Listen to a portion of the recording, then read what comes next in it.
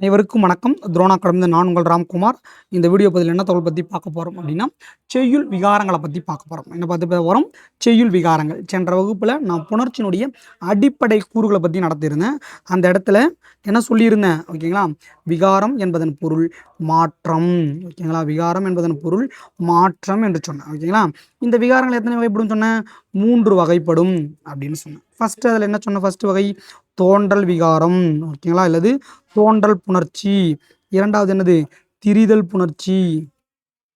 மூன்றாவது என்னது? கெடுதல் புணர்ச்சி. கெடுதல் புணர்ச்சி என்று 3 வகை சொன்னார். தோன்றல் புணர்ச்சி என்பது என்ன அப்படின்னு சொன்னால், நிலைமொழியினுடைய ஈரும் வருமொழியினுடைய முதலும் ஒன்று சேரும்போது ஓர் எழுத்து புதிதாக உருவாவது. ஓகேங்களா? தோன்றல் புணர்ச்சி என்றும், நிலைமொழி ஈரும் வருமொழியினுடைய முதலும் ஒன்று சேரும்போது ஓர் எழுத்து மற்றொரு எழுத்தாக மாற்றமடைவது திரிதல் புணர்ச்சி என்றும், நிலைமொழிய ஈரும் வருமுவின் முதலும் ஒன்று சேரும்போது ஓர் எழுத்து முழுவதும் மறைந்து போதல் கெடுதல் புணர்ச்சி என்றும் நம்ம போன டைம் விகார புணர்ச்சி 3 வகைப்படும் என்று நம்ம பார்த்துருந்தோம். ஓகேங்களா? Okay sir. போன வாரம் விகார புணர்ச்சினா என்ன நடத்துனீங்க சார்? இந்த இடத்துல செய்யுள் விகாரம் என்று இந்த வீடியோவில் சொல்கிறீங்க சார். என்ன அப்படின்னா, ஒரு புலவன் ஒரு பாடலை அல்லது ஒரு செய்யுளை இயற்றுகின்ற போது அந்த புலவனின் வேகம் கருதியும் புலவனின் சிந்தனை ஓட்டம் கருதியும் செய்யுள் விகாரத்தை பயன்படுத்தினார்கள். ஓகேங்களா? அந்த புலவன் என்ன பண்ணியிருக்கான்? அந்த பாடல் மோனை நயமா எதுகை நயமா ஓகேங்களா வரணும் அப்படின்றதுனால இந்த செய்யுள் விகாரங்களை புலவர்கள் பயன்படுத்தினார்கள். இதை பற்றி தான் இந்த கிளாஸில் நம்ம பார்க்க போகிறோமா? செய்யுள் விகாரங்கள். ஓகே, இப்போ பாருங்க, இதை பற்றி நன்னூலார் சொன்ன ஒரு மேற்கோள் இருக்குது. என்ன அப்படின்னா, வலித்தல் மெலித்தல் நீட்டல் குறுக்கல் விரித்தல் தொகுத்தலும் வரும் செய்யுள் வேண்டுவி. ஓகேங்களா? இந்த 6ம் ஒரு மொழி மூவழி குறைதலும். ஓகேங்களா? ஒரு மொழி மூவழி குறைதலும் அனைத்தே. இந்த 3ம் ஆக மொத்தம் இந்த 9 தான் செய்யுள் விகாரம் அப்படின்னு சொல்லி நன்னூலார் சொல்லியிருக்காரு. ஓகேங்களா? இப்போ பாருங்கள், அந்த 9 என்னன்னு பார்ப்போம். வலித்தல் விகாரம், மெலித்தல் விகாரம், நீட்டல் விகாரம், குறுக்கல் விகாரம், விரித்தல் விகாரம், தொகுத்தல் விகாரம், முதல் குறை விகாரம், இடைக்குறை விகாரம், கடைக்குறை என்ற விகாரம் என்று சொல்லக்கூடிய இந்த 9 தான் அந்த செய்யுள் விகாரங்கள். சரி, ஃபஸ்ட்டு சொன்ன மாதிரி செய்யுள் விகாரம். அந்த செய்யுள் விகாரம் எது பயன்படுது? அந்த புலவனுடைய சிந்தனை ஓட்டத்துக்கும் அந்த வேகம் கருதியும் எதுகை மற்றும் மோனை, எதுகை மோனை, அந்த பாடலுடைய எதுகை மோனை கருதியும் இந்த செய்யுள் விகாரங்களை புலவர்கள் பயன்படுத்தினார்கள். ஓகேங்களா? ஃபஸ்ட்டு சொன்ன தோன்றல் திரிதல் கெடுதல் போன வகுப்பில் சொன்ன இந்த விகார புணர்ச்சி இந்த 3ம் என்ன பயன்படுச்சு? பேச்சு வழக்கு மற்றும் செய்யுள் வழக்கு. ஓகேங்களா? பேச்சு வழக்கு செய்யுள் வழக்கு இரண்டுத்திலும் பயன்படுச்சு. ஓகேங்களா? தோன்றல் திரிதல் கெடுதல் இந்த 3ம் பேச்சு வழக்கு செய்யுள் வழக்கு இரண்டுக்கும் உரியது. ஓகேங்களா? ஆனால் வலித்தல் முதலாக கடை குறை ஈராக உள்ள இந்த 9 புணர்ச்சியும் இந்த 9 விகாரங்களும் செய்யுளுக்கே உரியன. Very very important. ஓகேங்களா? பேச்சு வழக்கில் பேச்சு வழக்கில் வராது. ஓகேங்களா? இப்போ அந்த மாறுபாடல் தோன்றல் திரிதல் கெடுதல் என்ற 3 விகாரங்களில் ஏற்பட்ட மாறுபாடு என்பது பொருளளவுல மாறுபாட்டை ஏற்படுத்தும்.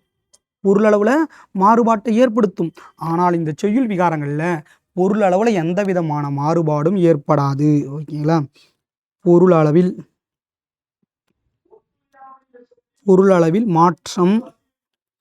மாற்றம் இருக்காது. பொருள் அளவில் எந்த விதமான மாறுபாடும் இருக்காதுமா. ஓகேங்களா? இதுதான் இந்த செய்யுள் விகாரம் அப்படின்னு சொல்லியிருக்காங்க. ஓகேங்களா? பொருள் அளவில் எந்த விதமான மாறுபாடு போன்றதையும் சொல்ல விகார புணர்ச்சி என்ன சொன்னீங்க?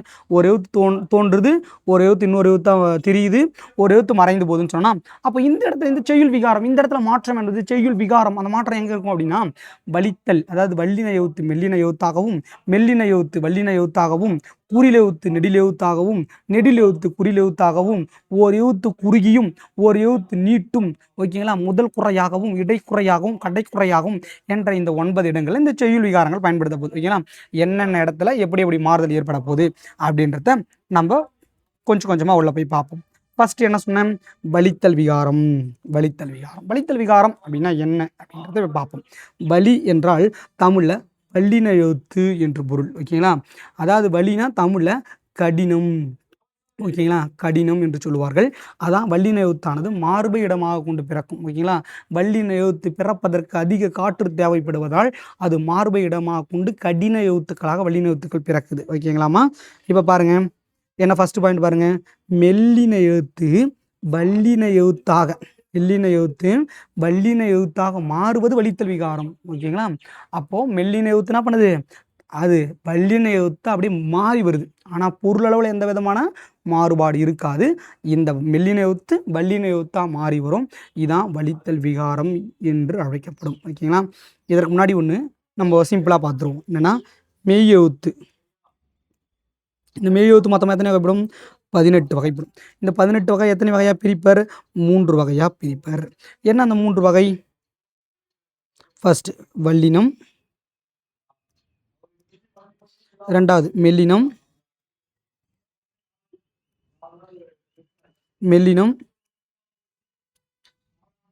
இடையினம் என்று 3 வகையாக பிரிப்பர். வல்லினம் என்னது? கசட தப்பற, கசட தப்பற வல்லின எழுத்துக்கள். மெல்லின ஞமன,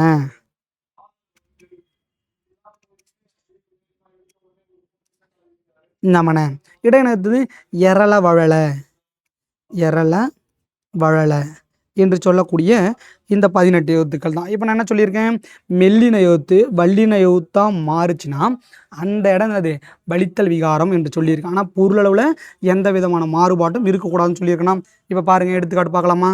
ஃபர்ஸ்ட் இரும்பு பாதை, இரும்பு பாதை. ஓகேங்களா? இந்த சொல் கரெக்டான ஒரு சொல். இரும்பால் செய்யப்பட்ட பாதை இரும்பு பாதை. ஆனால் புலவன் என்ன பயன்படுத்துகிறான்? தன்னுடைய செயலில் இருப்பு பாதை என்று பயன்படுத்துகிறான். என்னன்னு பயன்படுத்துகிறான்? இருப்பு பாதை, இருப்பு பாதை என்று பயன்படுத்துகிறான். அப்போது இரும்பு பாதை என்பது போது இருப்பு பாதை என்று மாறும்போது என்னது? பொருளளவில் எந்த விதமான மாறுபாடு ஏற்படலை. ஆனால் இந்த இடத்தில் வரக்கூடிய இந்த மெல்லின எழுத்து இம்மானது வல்லின எழுத்து இப்பாக மாற்றப்படுகிறது. ஓகேங்களா? அதான் மெல்லினம் வல்லினமாக மாறுகின்ற எழுத்து வல்லினம் மிகுதல், அதாவது வலித்தல் விகாரம் என்று அழைக்கப்படுகிறது. புரியுதாமா? ரெண்டாவது பாருங்களேன், சிலம்பதிகாரம். சிலம்பதிகாரம் அதாவது சிலம்பால் உருவான கதையை உடைய நூலுக்கு சிலம்பதிகாரம் என்று பெயர். கரெக்ட் தானே? சிலம்பால் அந்த கதை உருவாச்சு, அதனால சிலம்பதிகாரம். ஆனால் புலவன் எப்படி பயன்படுத்துறான்? அதை சிலப்பதிகாரம் என்று பயன்படுத்துறான். சிலப்பதிகாரம் என்று பயன்படுத்துறான். அப்போ இந்த இடத்துல இம் என்ற மெல்லின எழுத்தானது இப் என்ற வல்லின எழுத்தாக உருமாற்றம் அடைந்துள்ளது. ஓகேங்களா? ஓர் மெல்லினம் வல்லினமாக உருமாற்றம் அடைந்துள்ளது. ஆனால் அதன் பொருளளவில் எந்த விதமான மாறுபாடையும் அடையவில்லை. இதை தான் வலித்தல் விகாரம். மெல்லின எழுத்தானது வல்லின எழுத்தாக மாறி நிற்கிறது. ஓகேங்களா? மூணாவது ஒரு எடுத்துக்காட்டு பார்க்கலாமா? ஈந்த ஓலை, ஈந்த ஓலை. ஈந்த ஓலை என்பது என்னது? ஈச்ச மரத்தில் உள்ள ஒரு இலை, அதுதான் ஈந்த ஓலை அப்படின்னு சொல்லுவாங்க. ஓகே, நம்ம எப்படி பயன்படுத்துகிறோம்? ஈத்த ஓலை அப்படின்னு பயன்படுத்துகிறோம். ஈத்த ஓலை எத்தனோப்பா அப்படின்னு தான் பயன்படுத்துகிறோம். அப்போது இந்த இன் என்ற மெல்லின எழுத்தானது இத் என்ற என்னது வல்லின எழுத்தாக மாற்றப்பட்டுள்ளது. இதை தான் வந்து பார்த்தீங்கன்னா என்ன சொல்கிறாங்க? வலித்தல் விகாரம் என்று சொல்கிறாங்க. மெல்லின எழுத்து வல்லின எழுத்தாக மாறி நிற்கும், பொருள் அளவில் எந்தவித மாறுபாட்டையும் ஏற்படுத்தாது, இதுவே வலித்தல் விகாரம் எனப்படும். ஓகேங்களா? உங்களுக்கு வந்து பார்த்தீங்கன்னா பெரியாரை துணை கோடல் அப்படின்ற ஒரு அதிகாரத்தில் வள்ளுவன் எழுதியிருப்பார். என்னன்னா, இழுக்கல் உடையுவி ஊற்றுகோல். ஓகேங்களா? அற்றே ஒழுக்கம் உடையான் வாய்ச்சொல்.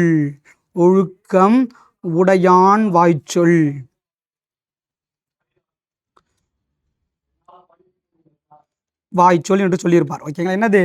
அதாவது இழுக்கம் அப்படின்னா கொஞ்சம் வளவழப்பாக இருக்கும்பொழுது நீ ஊன்றுகோலை பயன்படுத்தி நிற்கிறல்ல, அது மாதிரி உன்னுடைய வாழ்வுக்கு பெரியாருடைய வாய்ச்சொல், அதாவது பெரியோருடைய வாய்ச்சொல்லை கேட்டு நடந்தால் கரெக்டாக இருக்கும் அப்படின்னு வள்ளுவர் சொல்லியிருப்பார். இந்த இடத்துல வள்ளுவர் ஊற்று, ஓகேங்களா, ஊற்று என்ற சொல்லை பயன்படுத்தியிருப்பார். அதாவது அந்த இடத்துல அவர் சொல்ல வந்தது என்னது? ஊன்று. ஓகேங்களா? ஊன்றுகோல், ஊன்று. அப்போ ஊன்று என்ற இந்த மெல்லின இன் என்ற மெல்லின எழுத்தானது என்னவா மாறி இருக்கு? இர் என்ற வல்லின எழுத்தா மாறி நின்று இருக்கு. ஓகேங்களா? இதை தான் நம்ம வலித்தல் விகாரம் என்று சொல்றோமா. ஓகேங்களா? புரியுதுங்களா? ரெண்டாவது போலாமா? ரெண்டாவது மெலித்தல் விகாரம். ஓகேங்களா. மெலித்தல் விகாரம். மெலி என்றால் என்னன்னா மெல்லின எழுத்தை குறிக்கும். மெல்லின எழுத்துக்கள் எங்க இடமாக கொண்டு பிறக்கும்? மென்மையான உடலினுடைய பகுதியான மூக்கை இடமாக கொண்டு பிறக்கும். ஓகேங்களா. மூக்கை இடமாக கொண்டு பிறக்கும்.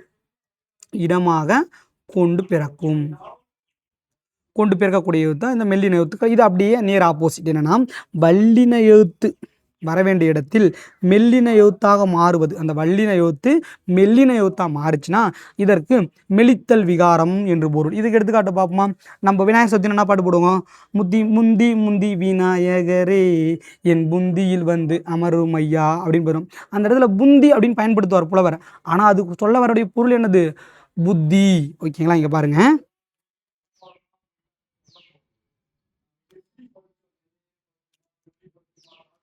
புத்தி.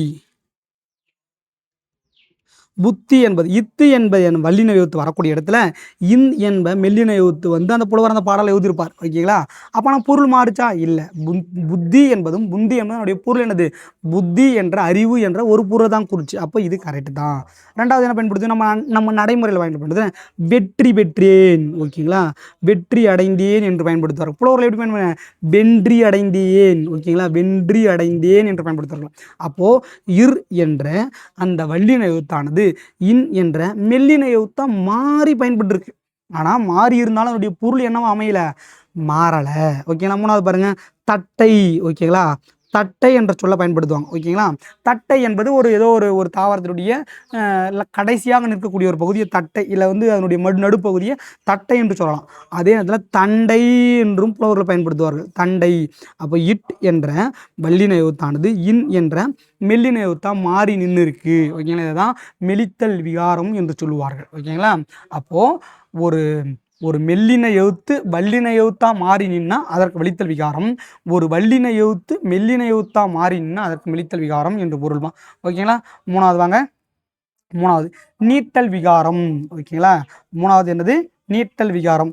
நீட்டல் விகாரம் என்பது என்ன அப்படின்னா குறில் எழுத்தை நெடில் எழுத்தாக நீட்டி ஒலிப்பது. குறில் எழுத்தை நெடில் எழுத்தாக நீட்டி ஒலிப்பதாம வந்து பார்த்தீங்கன்னா நீட்டல் விகாரம். அது எப்படி சார் குறில் எழுத்தை நெடில் எழுத்தா நீட்டி விளக்க முடியும் அப்படின்னா நம்மளுடைய பழைய புக்கில் திருநாவுக்கரசருடைய ஒரு பாடல் இருக்கும். என்னன்னா மாசில் வீணையும் மாலை மதியமும், ஓகேங்களா, வீசும் தென்றலும் விலங்கில வேனிலும் மூசு வண்டரை பொய்க்கையும் போன்றதே ஈசன். ஓகேங்களா. ஈசன் எந்தை என் தந்தை என்று பொருள். ஈசன் எந்தை இணையடி நிழலே. ஓகேங்களா. அவனுடைய அடியில் என்ன பண்ணியிருப்பேன்? அவனுடைய நிழலையே நான் இருப்பேன் அப்படின்னு நிழலே என்று அவர் வந்து அந்த நம்மளுடைய திருநாவுக்கரசர் என்ன பண்ணியிருப்பாரு? அந்த வரியை நீட்டித்து சொல்லியிருப்பார். அப்போது நிழல் என்பது கரெக்டான வார்த்தை. ஓகேங்களா.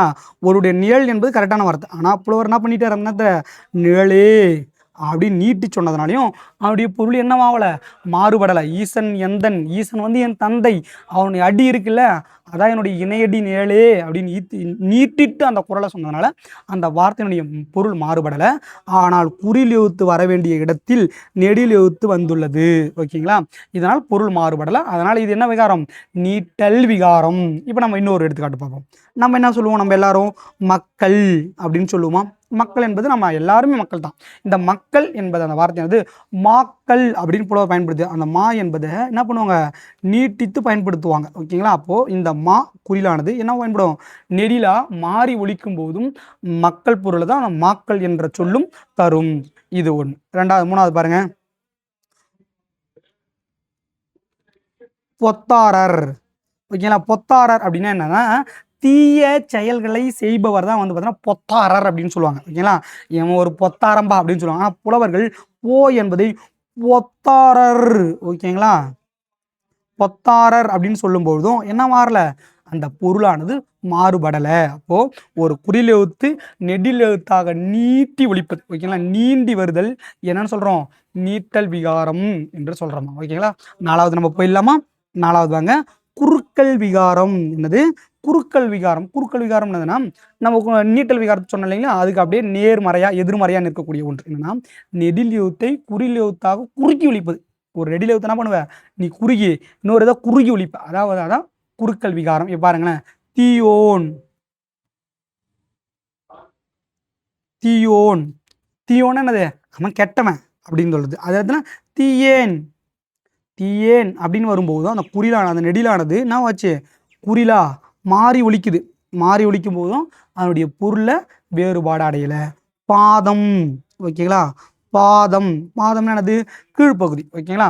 இந்த இடத்துல பாருங்க பதம், பதம் என்றாலும் கீழ்ப்பகுதி என்று சொல்றோம், ஓகேங்களா. பா என்பது பா என்று குறுகி ஒலிக்கும் போதும் அதனுடைய பொருளளவில் எதுவும் மாறுபாடு ஏற்படலை. பாரம், ஓகேங்களா, பாரம், பரம் அப்படின்னு சொல்லும் போதும் அதனுடைய என்ன பொருள்ல எந்த விதமான மாறுபாடும் ஏற்படலை. இதுதான் குறுக்கல் விகாரம் என்று சொல்வார்கள், ஓகேங்களா. அதுக்கப்புறம் பாருங்க, 5வது விரித்தல் விகாரம். விரித்தல் விகாரம் என்றால் என்னன்னா, ஓர் எழுத்தை சொல்லின் இடையில் சேர்த்து அதனை விரிவுபடுத்துதல், ஓகேங்களா. சார் தோன்றல் விகாரம் மாதிரி இருக்கே சார், தோன்றல் விகாரம் மாதிரி இருக்கலாம். ஆனால் அங்கே வந்து பார்த்தீங்கன்னா ஓர் எழுத்து 2 எழுத்துக்கள் சேர்க்கும்போது, 2 சொல்லை சேர்க்கும்போது நடுவில் ஓர் எழுத்து உருவாகுது, அதை தான் நீ தோன்றல் விகாரம் என்று படித்த. ஆனால் இந்த இடத்துல விரித்தல் விகாரம். விரித்தல் அப்படின்னா என்னன்னா, ஒரு சொல் தான் இருக்கும், அந்த இடத்துல ஒரு சொல் தான் இருக்கும். அந்த ஒரு சொல்ல நீ ஒரே ஒரு எழுத்தை உள்ள சேர்த்து நீ எழுதும் போது அதை விரித்தல் விகாரம் என்று சொல்லணும். அதனால அந்த பொருளிய மாறுபாடு, பொருளளவில் எந்தவித மாறுபாடையும் அந்த எழுத்து சந்திக்காது, அந்த விகாரம் சந்திக்காது. எப்படின்னு பார்ப்போமா? ஃபர்ஸ்ட் பாருங்க, எடுத்துக்காட்டு 1, ஓகேங்களா. சிவக்குமே, சிவக்குமே அப்படின்ற வார்த்தை இருக்கு. இந்த இடத்துல சிவக்கும், சிவக்கும் மே அப்படின்னு எழுதும்போது எந்த விதமான பொருள் மாறுபாடு இல்லை. அப்போ சிவக்கு அந்த இடத்துல என்ன வருது, இம் என்ற ஒரு எழுத்து என்ன பண்ணுது, மிகுந்து வருது. ஆனால் மிகுந்து வரும்போது அது என்ன பொருளளவில் எந்தவித மாறுபாட்டையுமே ஏற்படுத்தலை. இப்போ பாருங்க, விளையுமே, விளையுமே, விளையுமே அப்படின்னு பயன்படுத்தும். விளையுமே அப்படின்னு வரும்போது இந்த இடத்துல அதே மாதிரி தான், விளையும்,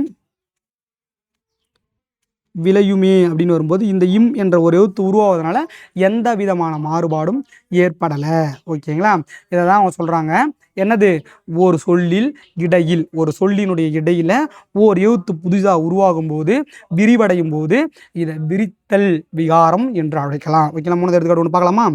சொல்லுமே, சொல்லுமே, ஓகேங்களா. சொல்லுமேனா என்ன எதுனா, சொல்லும், சொல்லும் மே அப்படின்னு இம் என்ற உருவாகும் போது என்ன பண்ணல, அப்படியே பொருள் அளவில் எந்த விதமான வேறுபாட்டையும் ஏற்படுத்தலை. இப்போ தந்துரை அப்படின்னு சொல்றோம், நம்ம தந்துரை, தந்துரை அப்படின்னு சொல்றோம். இப்போ தந்துரை, தந்துரை இந்த என்ற எழுத்து மிகுந்து வரும்போதும் என்ன வரல, பொருள் வந்து வேறுபாடு அடையலை. இதை தான் நம்ம விரித்தல் விகாரம் என்று சொல்லுவார்கள்மா. அதுக்கப்புறம் 6வது போலாமா, தொகுத்தல் விகாரம். தொகுத்தல் விகாரம் என்பது சொல்லில் இருக்கும் ஓர் எழுத்தை நீக்கி அச்சொல்லை ஒன்று சேர்த்து தொகுத்தல் எனப்படும், ஓகேங்களா. சொல்லில் இருக்கும் ஒரு எழுத்தை வந்து நீக்கி அச்சொல்லை ஒன்று சேர்த்தல் தான் என்னது, தொகுத்தல், ஓகேங்களா. நம்மளுடைய திருக்குறள் ஒன்று இருக்கு, தொட்டனை தூரும் மணற்கேணி மாந்தர்க்கு கட்டணை தூரும் அறிவு, ஓகேங்களா. இங்க பாருங்க, தொட்டனை அப்படின்றது எப்படி பிரிவுங்க, தொட்ட கூட்டல் அனைத்தும், தொட்டனைத்தும் அப்படின்னு பிரிப்பீங்களா. கற்றனைத்து, கற்ற கூட்டல் அனைத்து, அனைத்து அப்படின்னு வருமா. இந்த இடத்துல போய் சேர்க்கும்போது என்னன்னு செய்வீங்க, தொட்டனைத்து, தொட்டனைத்து, தொட்டனைத்தும், கற்றனைத்து அப்படின்னு சேர்த்து எழுதிங்களா. அப்போது இந்த இடத்துல இந்த ஒரு எழுத்து என்ன பண்ணிட்டீங்க, நீக்கி அந்த சொல்ல ஒன்று சேர்த்து எழுதிருக்கீங்க. இதை தான் தொகுத்தல் விகாரம், ஓகேங்களா. ஒரு சொல்லில் இருக்கும் ஒரு எழுத்தை நீக்கி அச்சொல்லை ஒன்று சேர்த்து எழுதுவது தான் தொகுத்தல் விகாரம், ஓகேங்களா. இப்போ நீங்கள் பார்த்துருப்பீங்க, என்னென்னா செயலாளர் அப்படின்னு எழுதியிருப்பாங்க கவர்மெண்ட் ஹாஸ்பிட்டலில், கவர்மெண்ட்டுடைய ஹாஸ்பிட்டலில் கவர்மெண்ட்டுடைய ஆஃபீஸ் எல்லாம், ஓகேங்களா. இவர் வந்து இதற்கு செயலாளர் அப்படின்னு எப்படி எழுதியிருப்பாங்க, செயலாளர், செயலாளர் அப்படின்னு எழுதியிருப்பாரா. இந்த செயலாளர் அப்படின்றத சுருக்கி என்ன சொல்லுவேன், செயலர், செயலர். அப்போ செயலரை நடுவில் இருந்த இந்த என்ன ஆச்சு, அந்த இடத்துல அந்த சொல்ல அந்த எழுத்தை சுத்தமாக நீக்கிட்டு அந்த சொல்ல ஒன்று சேர்க்கும்போது அவனுடைய பொருளளவில் எந்த விதமான மாறுபாடும் என்ன பண்ணலை, ஏற்படலை. செயலாளர் அப்படின்னு வரும்போது அதே செயலாளர் தான், செயலர் அப்படின்னு வரும்போதும் அதே பொருள் தான் வருது. ஓகேங்களா? இப்போ எல்லாம், இறைவன் எல்லாம், நம்மளுக்கு எல்லாமே இறைவன் தான் அப்படின்னு எல்லாம் அப்படின்ற வார்த்தை பயன்படுத்தும். இந்த இடத்துல பாருங்க, எலாம் எலாம் அப்படின்னு பயன்படுத்தும் போது இந்த இல் என்ற எழுத்து என்னாச்சு, சுத்தமாக அந்த இடத்துல இருந்து இல்லாதையே போயிடுச்சு. அந்த சொல்லுல இருந்து அந்த ஒரு எழுத்தை சுத்தமாக நீக்கிட்டு 2 சொல்லை நீங்கள் வந்து ஒன்றிணைக்கும் போது அதனுடைய பொருளளவில் எந்த விதமான மாறுபாட்டையும் வந்து ஏற்படுத்தல். ஓகேங்களா? இதை தான் தொகுத்தல் விகாரம். இதை தான் என்ன சொன்னாங்க, தொகுத்தல் விகாரம் என்று சொல்லுவார்கள் கண்மணிகளே. ஓகேங்களா? அதுக்கப்புறம் பாருங்கம்மா, முதற்குறை. ஓகேங்களா? என்னது முதற்குறை? ஓகேங்களா? ஒரு சொல்லுல முதல் எழுத்து இல்லை அப்படின்னா, இல்லாத நீங்கள் அந்த எழுத்தும் போதும் அதெல்லாம் எந்த விதமான மாறுபாடும் இல்லாத ஒரு பொருளை தந்துச்சுன்னா அதற்கு தான் முதற்குறை என்று பொருள். ஒரு சொல்லின் முதல் எழுத்தை குறைத்து வருவது, அந்த சொல்லுடைய முதல் எழுத்து இருக்காது. இப்போ பாருங்க, தாமரை அப்படின்னு சொல்லலாம். தாமரை. ஓகேங்களா? தாமரை என்ற சொல், அதாவது மறையுதை பூரை அம்மி சீரடி அப்படின்னு சொல்லாமல் முடிப்பாங்க. அது தேவை. இப்போ தாமரை அப்படின்றத விடுங்களேன், தா அப்படின்ற ஒரு எழுத்தை நீங்கள் எடுத்துட்டீங்கன்னா மறை.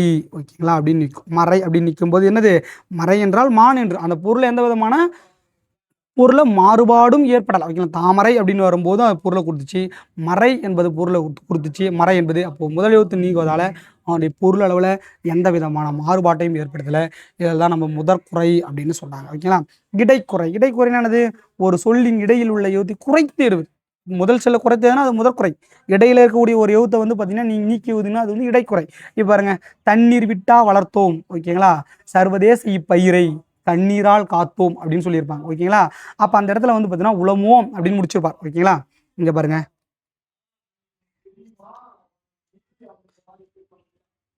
உள்ளது அப்படின்னு வந்துருக்கு. ஓகேங்களா? உள்ளது அந்த பயிர் இப்படி தான் நாங்கள் வளர்த்தோம் அப்படின்ற மாதிரி. அப்போ உளது உள்ளது அப்படின்னு சொல்லும் போதும் உளது அப்படின்னு வரும்போதும் அந்த இடையில் இருக்கிற எழுத்து என்னவா ஆயிடுச்சு, மறைஞ்சிடுச்சு. ஆனால் உளது உள்ளது ரெண்டுமே என்ன பொருள், ஒரே ஒரு பொருளை தான் கையாளப்பட்டுச்சு. ஓகேங்களா? பாருங்க, ஓந்தி. ஓந்தி என்ற ஒரு சொல்லை பயன்படுது. ஓந்தி அப்படின்னு வரும்போது ஓதி. ஓதி அப்படின்னு வரும்போது அதனுடைய பொருள் அளவில் என்னல எந்த விதமான மாறுபாட்டையும் ஏற்படுத்தலை. ஓகேங்களா? சொன்னான். சொன்னான் அப்படின்னு நம்ம சொல்கிறோம். ஓகேங்களா? இந்த இடத்துல சொனான், இந்த இடத்துல இடையில் இருக்கக்கூடிய இந்த எழுத்து என்னாச்சு, சுத்தமாக மறைந்துடுச்சு. ஓகேங்களா? மறைந்தாலும் அவனுடைய பொருள் அளவில் எந்த விதமான மாறுபாட்டையுமே ஏற்படுத்தலை. ஓகேங்களா? இதை தான் என்ன சொல்கிறாங்க, இடைக்குறை. ஓகேங்களா? தம்மை அப்படின்னு எழுதலாம். இப்போ தம்மை அப்படின்னு எழுதலாமா, தம்மையில் இடையில எழுத்து இம் போயிடுச்சுன்னா தமை. தமை. தமைனால என்னது, பொருள் ஒன்று தான். ஓகேங்களா? இதை தான் சொல்கிறாங்க, ஒரு சொல்லில் இடையில இருக்கக்கூடிய எழுத்து சுத்தமாக மறைந்து போய் நின்னாலும் அதனுடைய பொருளளவில் எந்த விதமான மாறுபாட்டும் ஏற்படுறதை தான் இடைக்குறை என்று சொல்வார்கள்மா. அதுக்கப்புறம் பாருங்கள், லாஸ்ட்டாக கடைக்குறை. கடைக்குறை என்பது அதே தான், ஒரு சொல்லினுடைய இறுதியில் அதனுடைய ஈற்று எழுத்தானது குறைந்து வரும்போதும் அதனுடைய பொருளளவில் மாறுபாடு இல்லாமல் இருக்கிறது தான் கடைக்குறை என்று சொல்லுவார்கள். இப்போ பாருங்க, நீலம் அப்படின்ற ஒரு சொல்ல எடுத்துப்போம். சில எடுத்துக்காட்டுக்கு மட்டும்தான் இருக்கும் நீலம். ஓகேங்களா? இந்த இடத்துல கடையில் இருக்கக்கூடிய ஒரு சொல்லை நீக்கிட்டு நீல, ஒரே பொருள் தான். நீலம் என்றாலும் நீல என்றாலும் ஒரே பொருள் தான் குறிக்கும். ஓகேங்களா? யாண்டு. ஓகேங்களா? யாண்டு அப்படின்னு முடிப்போம். ஓகேங்களா? யாண்டு என்றாலும் கடையில் வரக்கூடிய ஒரு எழுத்தை நீக்கிவிட்டு யான் என்றாலும் என்ன பொருள், ஒரே ஒரு பொருளை மட்டுமே தான் தரும். அதனுடைய பொருளளவில் எந்தவித மாறுபாட்டையுமே ஏற்படுத்தாது. இதை தான் வந்து பார்த்திங்கன்னா கடைக்குறை என்று சொல்லக்கூடிய இந்த 9 விகாரங்களை பற்றி நடத்திருக்கோம். ஓகேங்களா? இப்போ பாருங்கள், லாஸ்ட்டாக தொகுத்தல் விகாரம். தொகுத்தல் விகாரம் என்பது இரு சொல் புணர்ச்சியில் இடையில் எழுத்து மறைந்து வருவது. ஓகேங்களா? தொகுத்தல் விகாரம், அதாவது தொகுத்தல் விகாரம் நீங்கள் படிச்சீங்களா, அது வந்து பார்த்தீங்கன்னா 2 சொல் புணர்ச்சி, 2 சொல்ல இடையில ஓர் எழுத்து மறைந்து வரும். ஓகேங்களா? Very very important. ஓகேங்களா? இடைக்குறை என்பது ஒரு சொல்லு தான். இடைக்குறை என்பது ஒரே ஒரு சொல்லு தான், அந்த இடையில உள்ள ஒரு எழுத்து குறைந்து வரும். புரியுதுங்களாமா? தொகுத்தல் விகாரத்தில் 2 சொல், அதாவது ஒரு சொல்லை பிரிக்கக்கூடிய அந்த 2 சொல்லாக இருக்கும், அந்த 2 சொல் இடையில ஒரு எழுத்தினாவது மறைந்து வரும். இதை தான் தொகுத்தல் விகாரம் என்று சொல்லுவார்கள். இடைக்குறை விகாரம் என்பது இருக்கிறதே ஒரு சொல்லுதான், இருக்கிறதே ஒரு சொல்லுதான், அந்த சொல்லில் இருக்கக்கூடிய ஒரு எழுத்து இடையில் இருக்கக்கூடிய ஒரு எழுத்து மறைந்து வரும். அதுதான் அது இடைக்குறை என்று சொல்லுவார்கள். ஓகேங்களா? அப்போ தொகுத்தல் விகாரம் எப்படியா இருக்கும், 2 சொல் இருக்கு அப்படின்னா அதை பகுக்க முடியும். பகுக்க முடியும்ல, 2 சொல் இருக்குல்ல, அப்போ பகுக்க முடியும். அப்போ அது பகுபதத்தில் அமையும். தொகுத்தல் விகாரம் பகுபதத்தில் அமையும். இடைக்குறை விகாரம் ஒரு சொல் தான் இருக்குது, ஓகேங்களா, அந்த இடத்துல பண்ண முடியாது, பகுக்க முடியாது. அப்போது இடைக்குறை பகாபதத்தில் அமையும். Very very very important. கேட்கணும்னா இந்த இடத்துல வந்து ஸ்டேட்மெண்ட்டாக இந்த இடத்துல கேட்க முடியும். அப்போது தொகுத்தல் விகாரம் இரு சொல் புணர்ச்சியில், ஓகே, இடையில் ஒரு எழுத்து மறைந்து வரும். இது பகுபதத்தில் அமையும். இடைக்குறை ஒரு சொல்லில் உள்ள இடையெழுத்து, ஓகேங்களா, இடையில் உள்ள எழுத்து மறைந்து வரும். இது பகாபதத்தில் அமையும் என்று சொல்லுவார்கள், ஓகேங்களா. இந்த வகுப்பில் வந்து நம்ம என்ன பார்த்தோம் அப்படின்னா செய்யுள் விகாரங்களை பற்றி பார்த்தோம். என்னென்ன அப்படின்னா வலித்தல், மெலித்தல், நீட்டல், குறுக்கல், விரித்தல், தொகுத்தல், முதற்குறை, இடைக்குறை, கடைக்குறை என்று சொல்லக்கூடிய இந்த 9 விகாரங்களை பற்றி மட்டும் பார்த்தோமா. நன்றி. அடுத்த ஒரு வீடியோ பதிவில், ஓகேங்களா, வேறொரு தகவலுடன் வந்து சந்திக்கிறேன். நன்றிமா.